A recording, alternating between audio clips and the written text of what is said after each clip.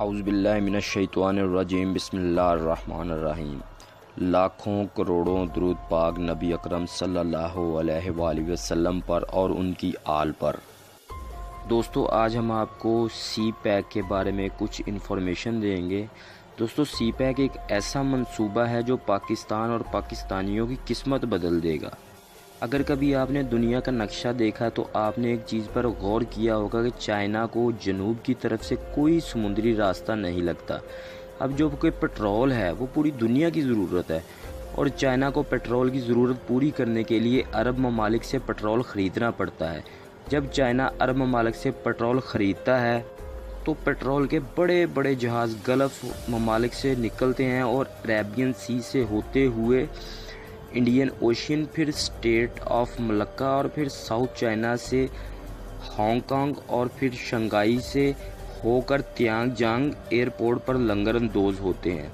یوں چائنا کو اپنی تیل کی ضرورت پوری کرنے کے لیے ایک بہت لمبا چکر کاٹنا پڑتا ہے، اور اس پر کافی خرچہ ہوتا ہے، اور اتنا خرچہ ہونے کے ساتھ ساتھ ٹائم بھی زیادہ لگتا ہے۔ دوستو جو ساؤتھ چائنا سی ہے اس پر بہت سے ملک اپنا حق جتاتے ہیں، جن میں تائیوان، ویتنام، انڈونیشیا، ملائیشیا اور فلپائن شامل ہیں، اور اب جاپان بھی اس پر اپنا دعویٰ کرتا ہے۔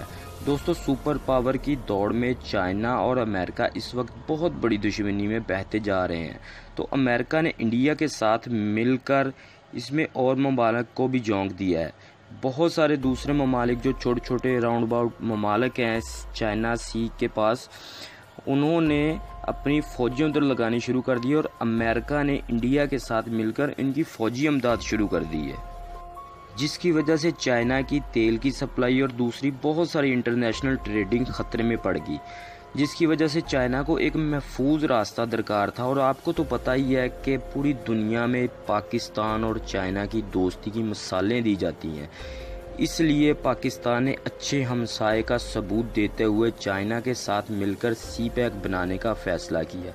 دوستو سی پیک کا مطلب ہے چائنا پاکستان اکنامک کاریڈور، اور اس سی پیک کی تمام سیکیورٹی پاکستان اور چائنا کی آرمی نے مل کر کی ہے۔ اب جب یہ سی پیک پر کام سٹارٹ ہوا تو یہ بات سے دونوں ممالک کو بہت فائدہ ہوا۔ ایک تو چائنا کے تیل کی سپلائی اور باقی ٹریڈنگ ہے جو اس کے بہت کم خرچہ ہوا، اور ساتھ ہی ساتھ اس کی ٹائم کی بھی بچت ہوگی، اور پاکستان اور پاکستانیوں سے اسے بہت زیادہ روزگار ملا اور باقی سہولتیں ملنے لگیں۔ موقع کا فائدہ اٹھاتے ہوئے رشیا بھی اس میں کود پڑا۔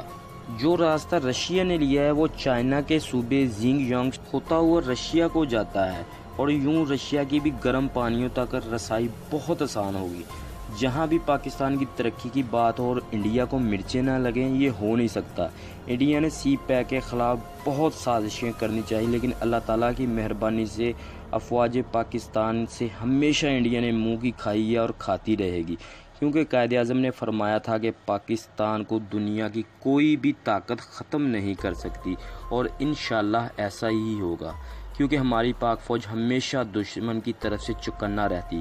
اللہ تعالیٰ پاکستان کو اور پاکستانی افواج کو ہمیشہ اپنے حفظ و ایمان میں رکھے۔ پاک فوج زندہ باد، پاکستان پائندہ باد۔